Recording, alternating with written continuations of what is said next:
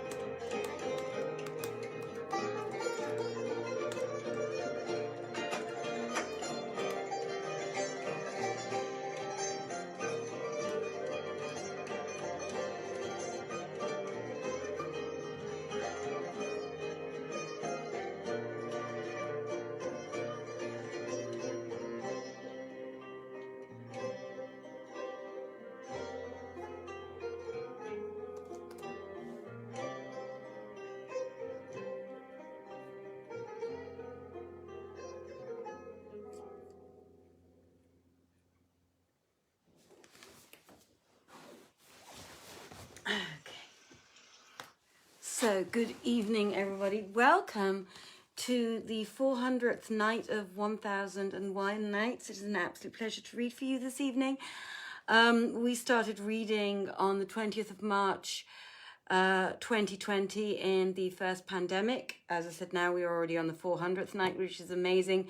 We will be having a celebratory live reading at the Palais Handsome Kempinski on the May the 21st or 22nd, so make sure you tune in for that. Saman and I will be sitting together and we will have live music from Godwin-Seidl and Bijan de Cordy, so make sure you put those dates in your calendar, and maybe we'll be able to do something else very special that evening as well.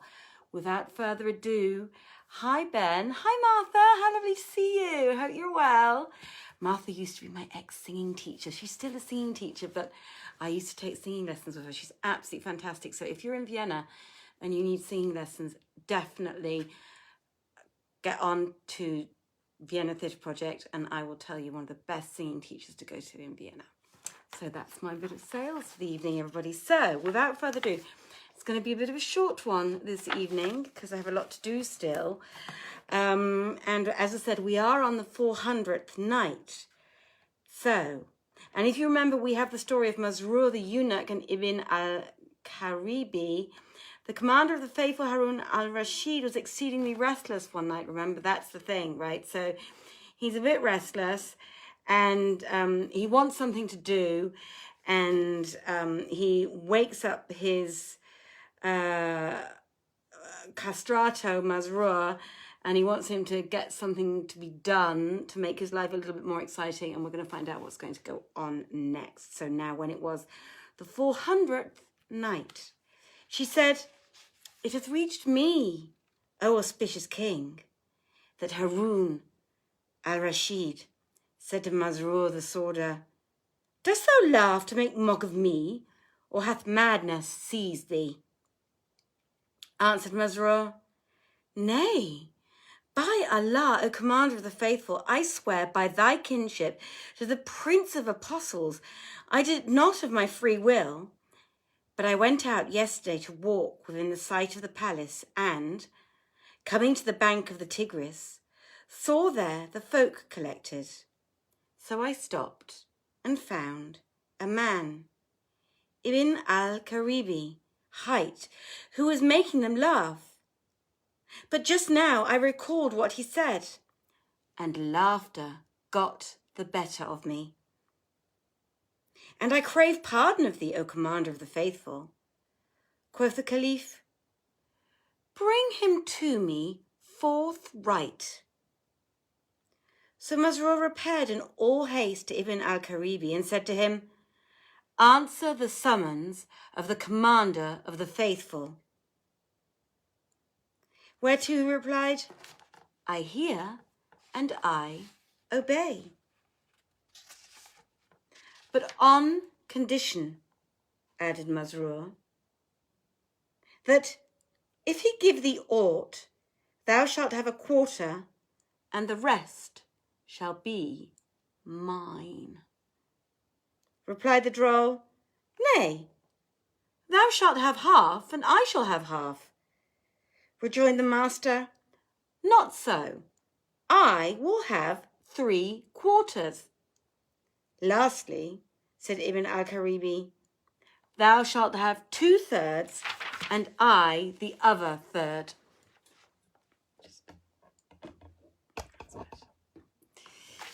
To which Masrur agreed. After much higgling and haggling, and they returned to the palace together. Now, when Ibn Al-Karibi came into the Caliph's presence, he saluted him as men greet the Caliphate, and stood before him. Whereupon Al-Rashid said to him, if thou do not make me laugh, I will give thee 3 blows with this bag. Quoth Ibn Al-Karibi in his mind, and a small matter were blows with that bag, seeing that beating with whips hurteth me not. For he thought the bag was empty. Then he began to deal out his drolleries, such as would make the smallest jemmy guffaw, and gave vent to all manner of buffooneries. But the Caliph laughed not, neither smiled, whereat Ibn Al-Karibi marvelled and was chagrined and affrighted. Then said the Commander of the Faithful, now hast thou earned the beating, and gave him a blow with the bag, wherein were 4 pebbles, each 2 rottles in weight. The blow fell on his neck, and he gave a great cry. Then calling to mind his compact with Masrur, said, pardon, O Commander of the Faithful, hear 2 words from me. Quoth Caliph, say on. And quoth Ibn Al-Karibi, Masrur made it a condition with me, and I a covenant with him, that whatsoever largesse might come to me of the bounties of the Commander of the Faithful, 1/3 thereof should be mine, and the rest his. Nor did he agree to leave me so much as 1/3, save after much higgling and haggling. Now, thou hast bestowed on me nothing but beating. I have had my share, and here standeth he, ready to receive his portion. So pay him the 2 other blows.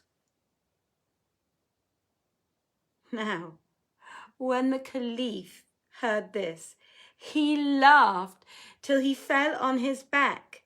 Then calling Masrur, he gave him a blow, whereat he cried out and said, O Commander of the Faithful, the 1/3 sufficeth me. Give him the 2/3. And Shahrazad perceived the dawn of day and ceased saying her permitted say. Good evening, Ludovico. Now, when it was the 401st night, she said, "It has reached me, O auspicious king, that Masrur cried out, 'O commander of the faithful, the 1/3 sufficeth me. Give him the 2/3. So the Caliph laughed at them and ordered them 1,000 dinars each. And they went away, rejoicing at the largesse.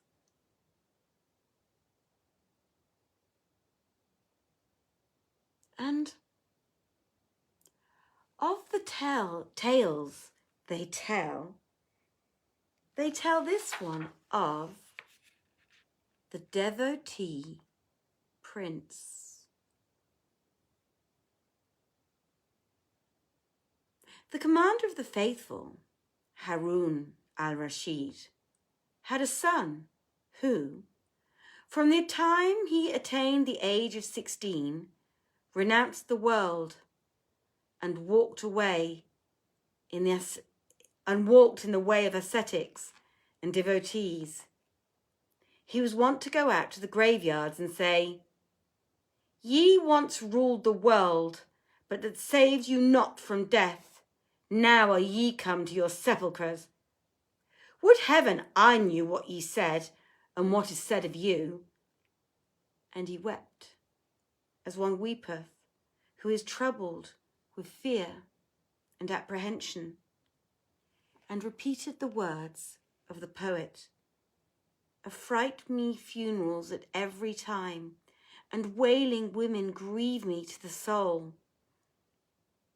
Now, it chanced one day, as he sat among the tombs, according to his custom, his father passed by in all his estate, surrounded by his wazirs and lords of the realm and the officers of his household, who, seeing the Caliph's son with a gown of woolen stuff on his body and a twist of wool on his head by way of turban, said to one another, "Verily, this youth dishonoureth the commander of the faithful among kings.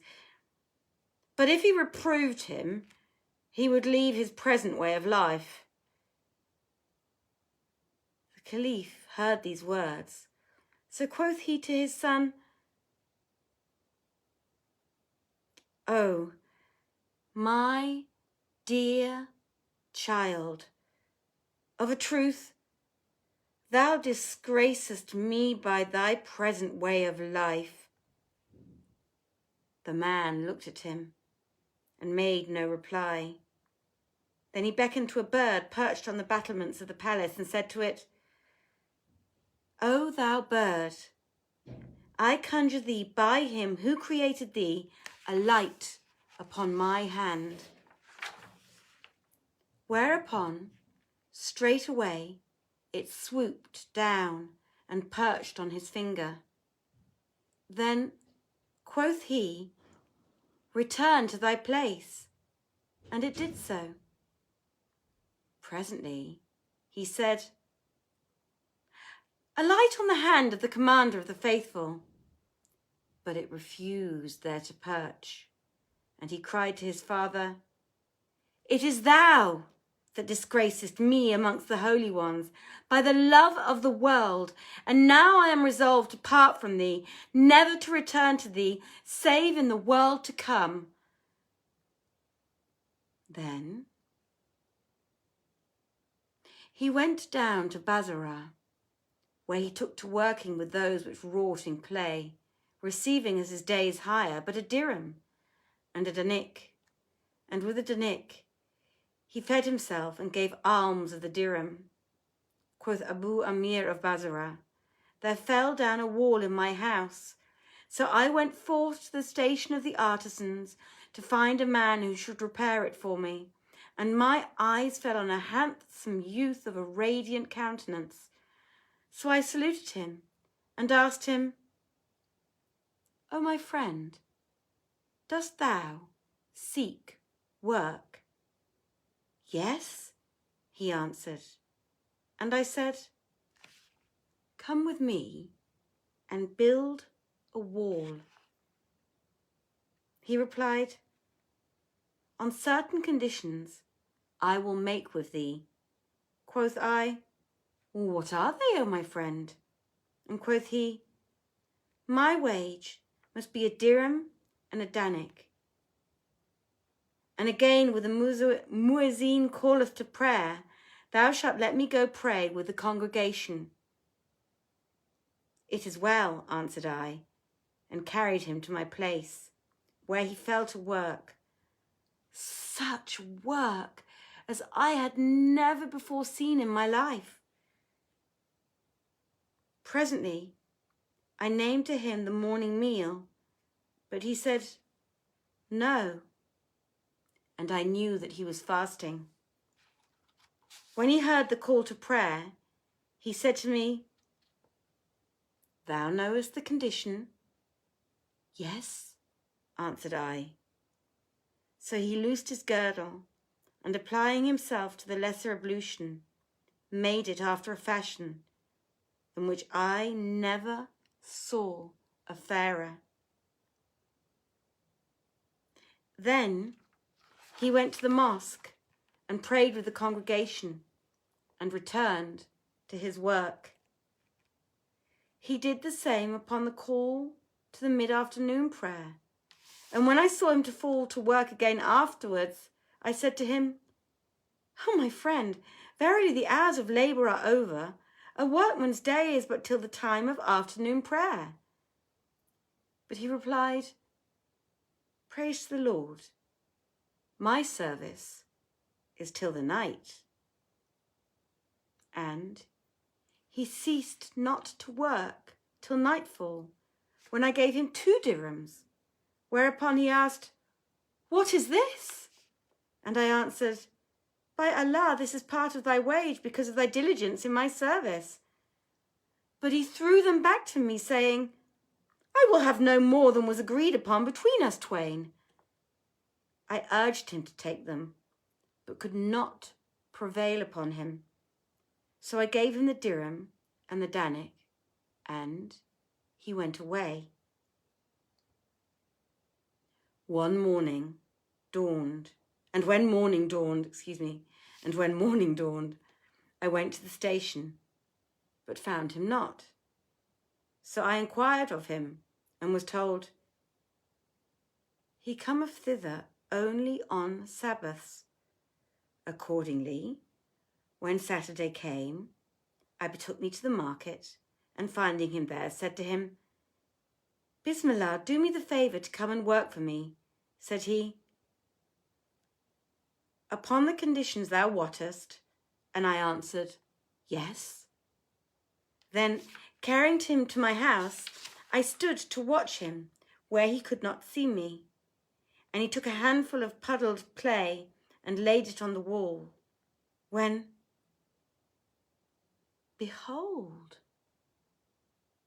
the stones ranged themselves one upon other. And I said, "On this wise are Allah's holy ones." He worked out his day and did even more than before. And when it was night, I gave him his hire, and he took it and walked away. Now, when the 3rd Saturday came round, I went to the place of standing, but found him not. So I asked after him, and they told me, "He is sick and lying in the shanty of such a woman." Now, this was an old wife renowned for piety, who had a hovel of reeds in the burial ground. So I fared thither and found him stretched on the floor, which was bare, with a brick for a pillow, and his face beaming like the new moon with light. I saluted him, and he returned my salam. And I sat down at his head, weeping over his fair young years and absence from home and submission to the will of his Lord. Then said I to him, Hast thou any need? Yes, he answered. And I said, well, what is it? He replied, Come hither tomorrow in the forenoon, and thou wilt find me dead. Wash me and dig my grave, and tell none thereof, but shroud me in this my gown, after thou hast unsewn it, and taken out what thou shalt find in the bosom pocket, which keep with thee.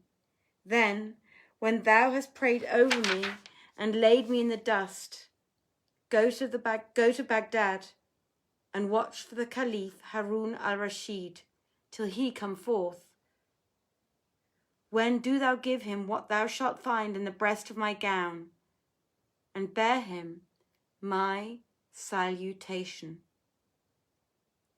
Then he ejaculated the profession of the faith and glorified his God in the most eloquent of words, reciting these couplets.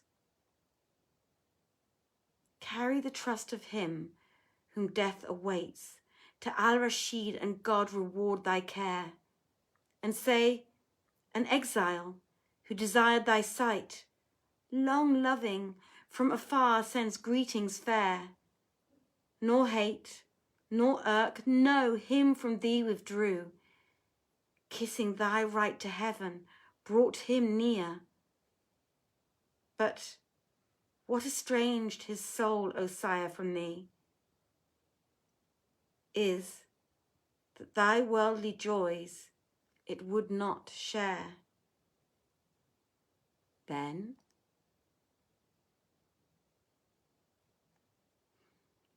he betook himself to prayer, asking pardon of Allah.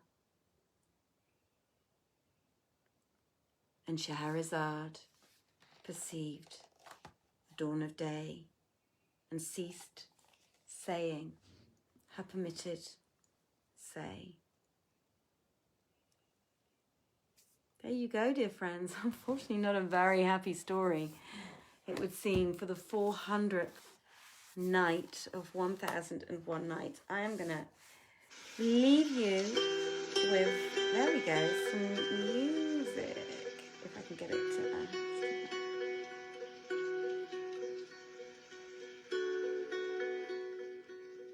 there we go. So, yes, the 400th night, everybody, we have discovered, we've roughly worked it out, Saman and I, that we have had over 3 million views since we started this last year in March, reading 1001 Nights. We never expected that we would get so many views, and we've had them all over the world. I was looking at... I was looking, today actually, on where we have been having our listeners from in the last month. And they come from Pakistan and South Africa and Denmark, come from the USA, Austria, of course, as well. Hello, Austria. Welcome, everybody.